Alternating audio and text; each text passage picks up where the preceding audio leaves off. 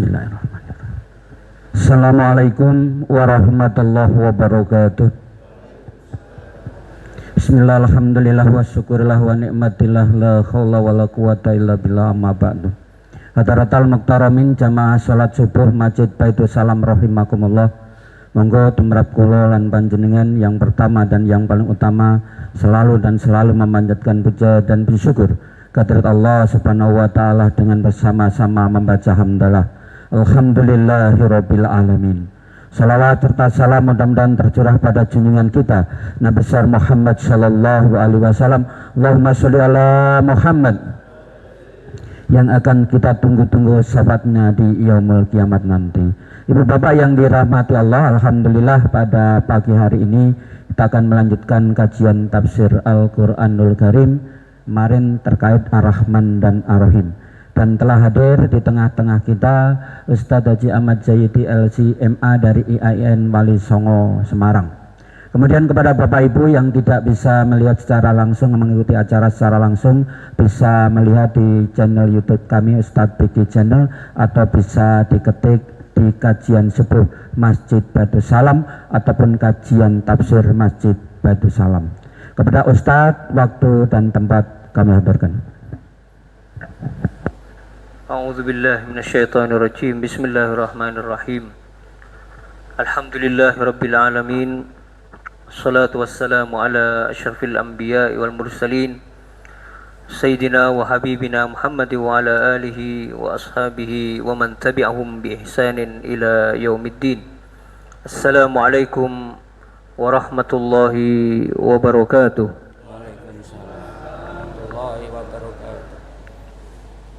Alhamdulillah, kita panjatkan puji syukur kita kehadirat Allah Subhanahu wa taala. Pada pagi hari ini kita masih diberikan taufik dan hidayah hanya oleh Allah. Salawat serta salam marilah kita aturkan kepada junjungan kita Nabi Agung Muhammad sallallahu alaihi wasallam. Semoga di yaumul mahsyar kelak kita mendapatkan syafaat dari beliau. Amin ya rabbal alamin. Bapak-bapak dan ibu-ibu yang saya hormati, pada pertemuan sebelumnya, sebelum kajian tafsir, kita sempat membahas tentang pentingnya untuk bertafakkur, ya, merenung dalam kehidupan kita. Bahkan ulama-ulama kita, para sahabat dan Rasul sallallahu alaihi wasallam sendiri bagaimana mencontohkan kepada kita untuk selalu mengingat kepada Allah dengan bertafakkur, dengan mengambil ibrah dari semua kejadian yang ada di alam semesta ini. Di antara manfaat atau faidah seseorang bertafakkur sebagaimana yang disebutkan oleh ulama, yaitu al-ijtihad fil amal, akan menumbuhkan rasa kesungguhan, rasa sungguh-sungguh di dalam menjalankan amal perbuatan yang kita lakukan. Dalam kaitannya dengan faedah tafakkur ini, bagaimana seseorang yang selalu bertafakkur, merenungkan tentang apapun dalam kehidupan yang kita lakukan.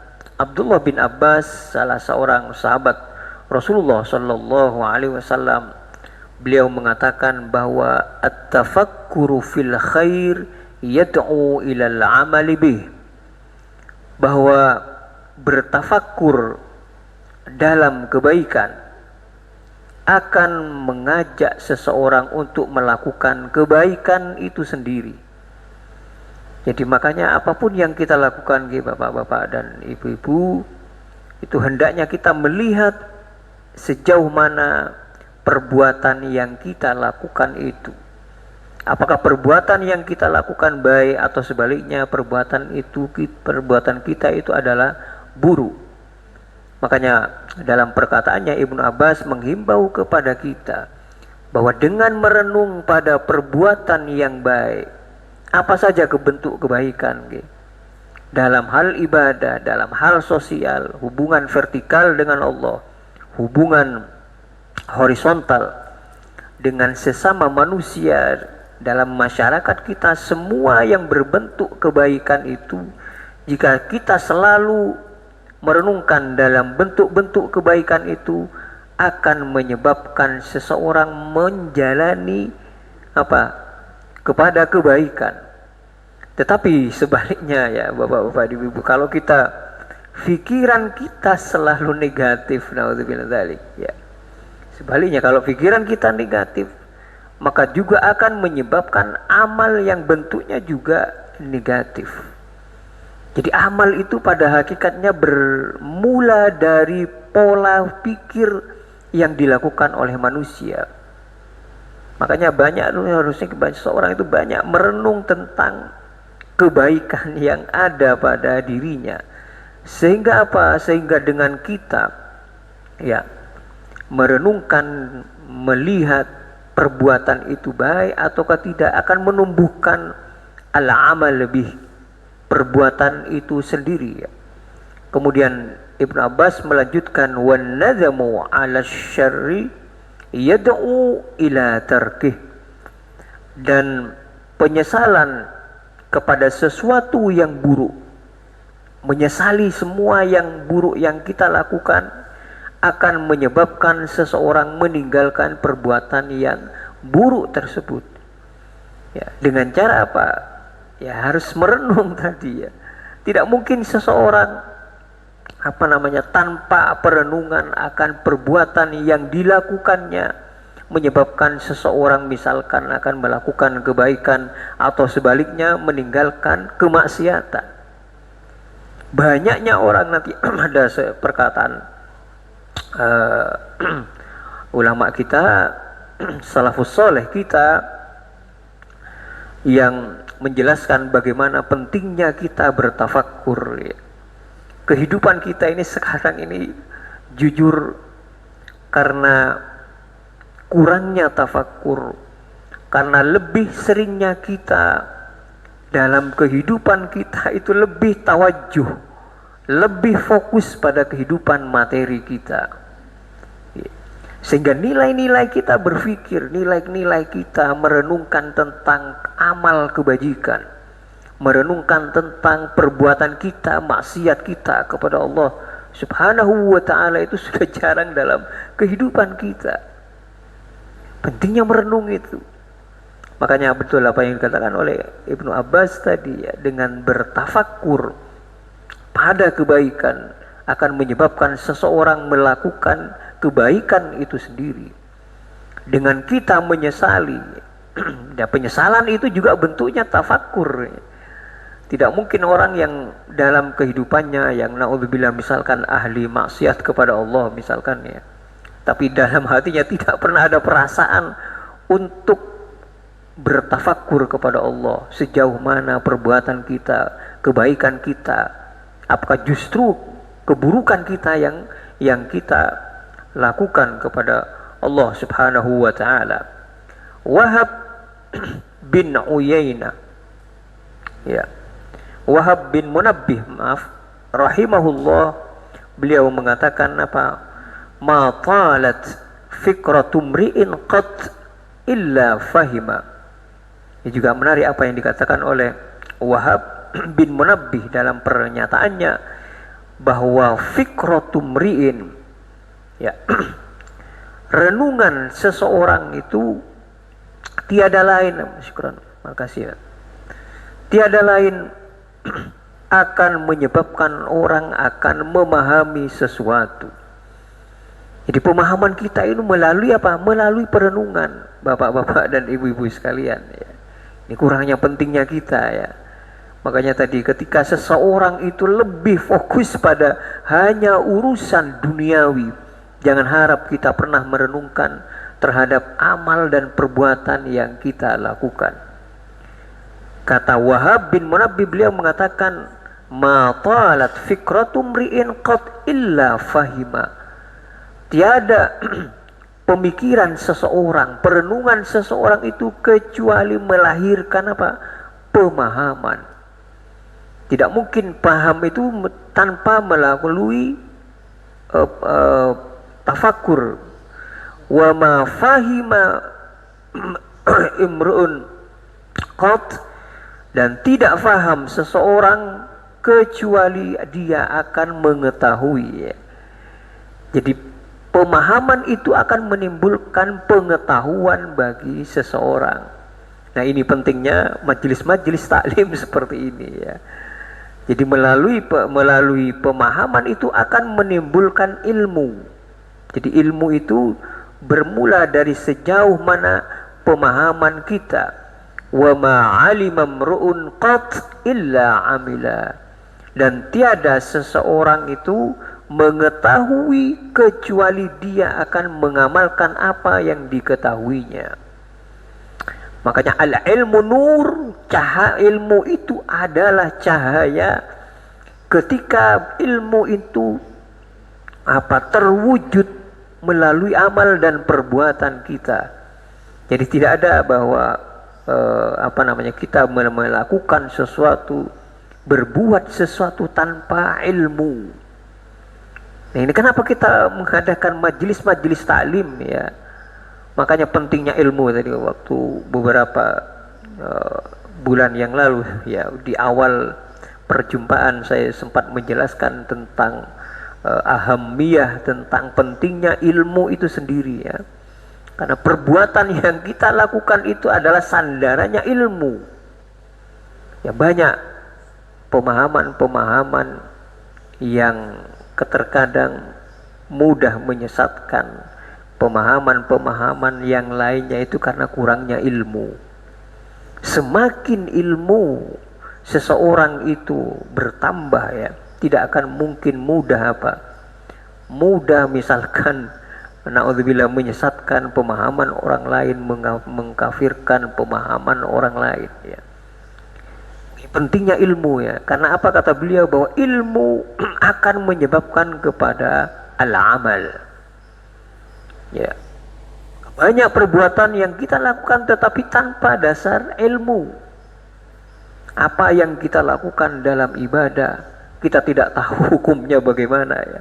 Dalam hukum fikih, dalam hukum akidah ya, dalam pemahaman yang akidah yang kita yakini, banyak perbuatan kita misalkan keluar dari dari hukum-hukum yang telah ditentukan oleh Allah Subhanahu wa taala dan Rasulnya ya. Itu salah satu jadi bentuk dari faidah kita bertafakkur ya, terhadap semua apa yang kita lakukan dalam kehidupan sehari-hari.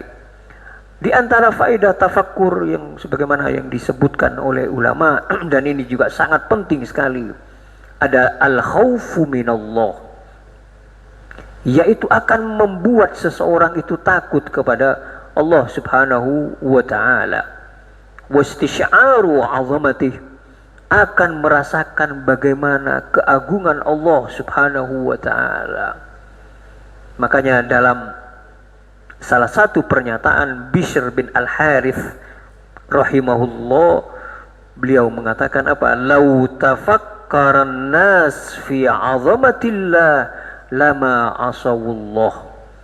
Andaikan manusia, kata beliau itu, merenungkan ya, tentang keagungan Allah Subhanahu wa ta'ala, niscaya dia tidak akan berbuat maksiat kepada Allah Subhanahu wa ta'ala. Nah, ini kenapa seseorang melakukan maksiat itu karena kurangnya memperhatikan tentang keagungan Allah Subhanahu wa ta'ala.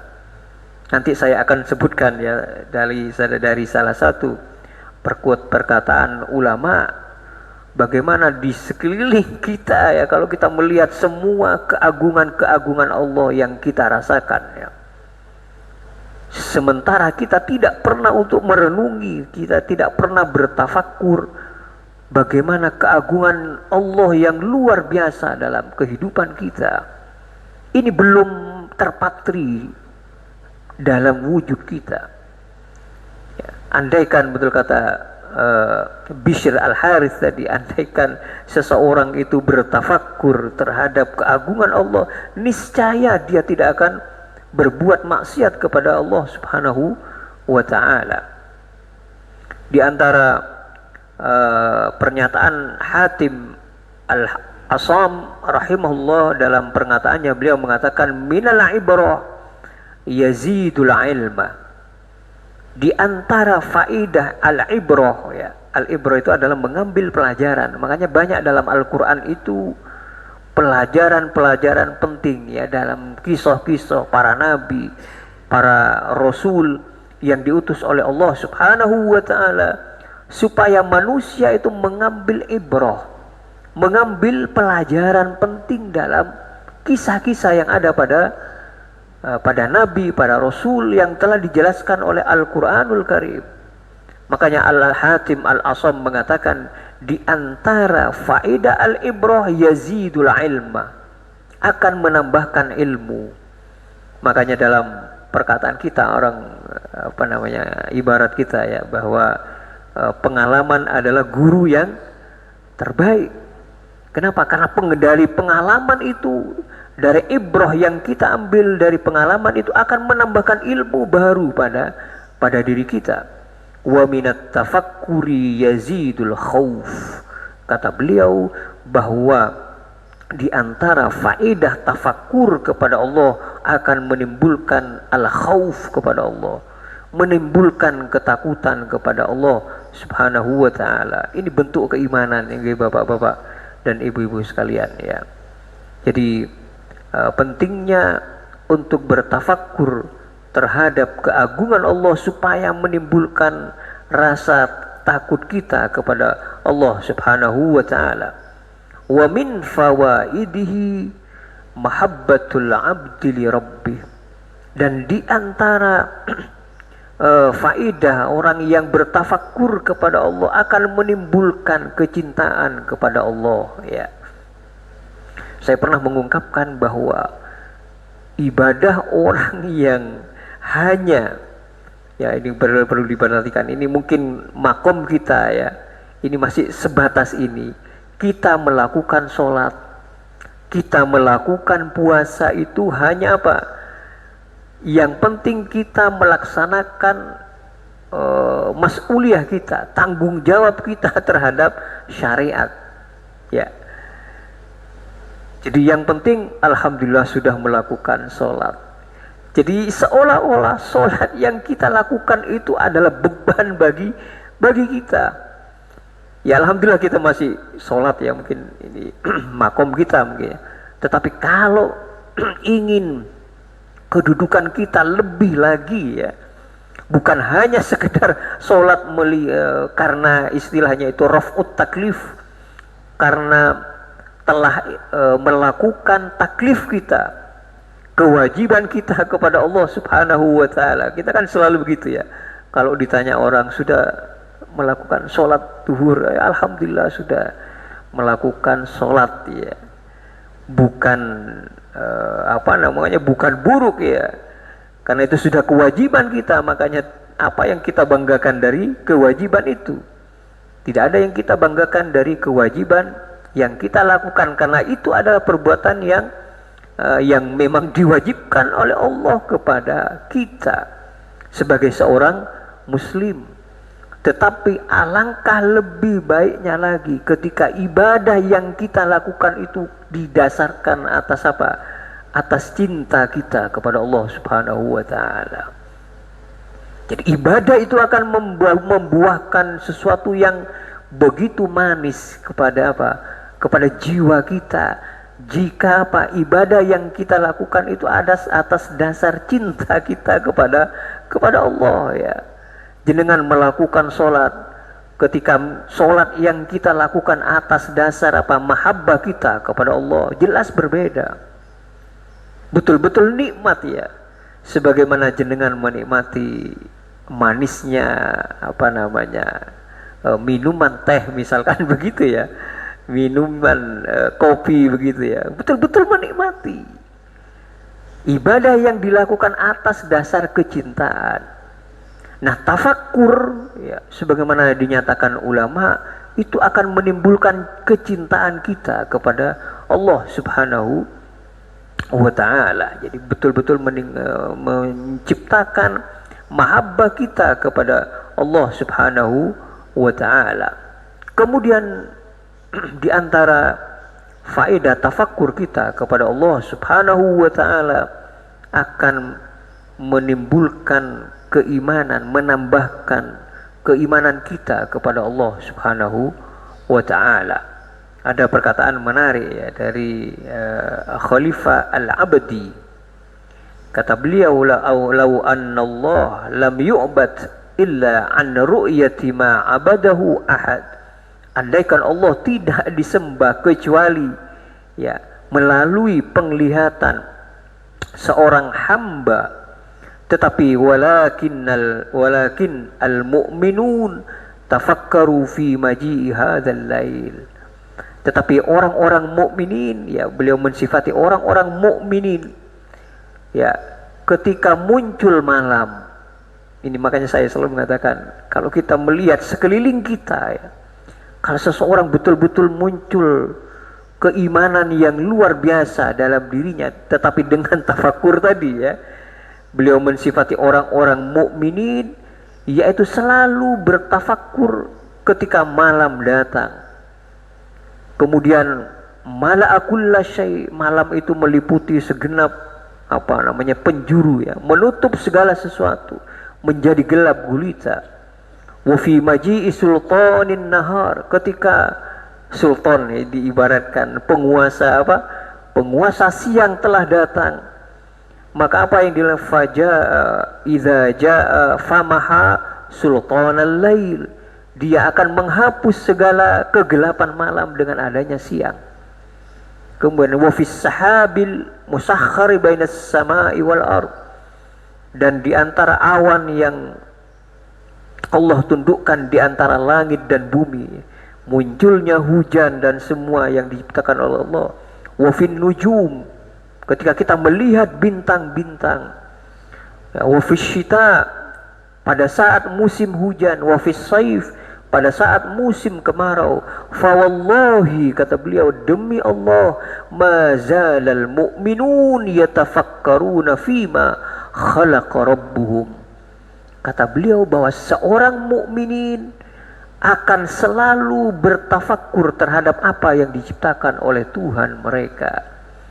Ini kita terus terang karena kehidupan kita, keterkaitan jiwa dan hati kita itu selalu kepada materi. Sehingga apa?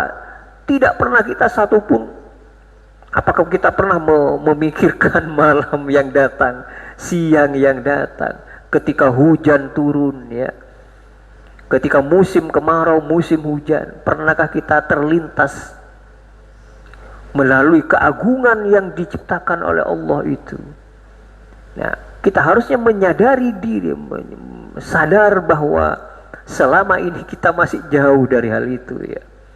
Yang kita rasakan itu hanya apa? Hanya materi duniawi yang kita pikirkan, ya.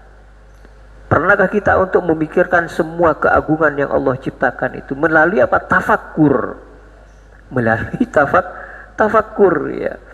Bukan kita mengatakan materi tidak penting dalam kehidupan kita, tetapi itu bukan asas dalam apa? Dalam perilaku yang kita miliki. Sekarang ini ketika seseorang terlalu melihat, memandang materi sebagai asas satu-satunya aja, jenengan apa yang jenengan rasakan dalam kehidupan sosial kita, membangga-banggakan materi, membangga-banggakan pangkat dan kedudukan, jabatan yang kita miliki. Sekarang kan musimnya begitu, ya. Di era ala kulli hal, ya, era sekarang ini. Jadi tidak pernah kita memikirkan tentang ciptaan Allah yang sangat luar biasa. Yang kita pikirkan hanya apa? Materi, ya. Makanya ketika hati dan jiwa kita hanya terikat materi, ya, kehidupan nyata kita terus terang, bapak-bapak dan ibu-ibu sekalian, membeda-bedakan antara yang kaya dan miskin, ya, ya kan? Bahkan undangan itu kan juga seperti itu, dibuat undangan, oh ini kalangan ini khusus kalangan fulan. Ya. Padahal kalau jenengan membaca sirah sejarah Rasulullah Shallallahu Alaihi Wasallam, bagaimana Rasul selalu makan dengan orang-orang fukara, dengan orang-orang miskin, perhatian Rasulullah kepada mereka yang sangat luar biasa. Tetapi naudzubillah kita memiliki pandangan materialistis ya. Yang kita pandang hanyalah materi. Bagaimana seseorang akan sampai kepada apa? Memikirkan tentang keagungan Allah kalau hati dan jiwa kita itu masih terikat apa? Materi dan duniawi. Ya, itu saja yang bisa saya sampaikan dalam kaitannya dengan muqaddimah kita. Langsung kepada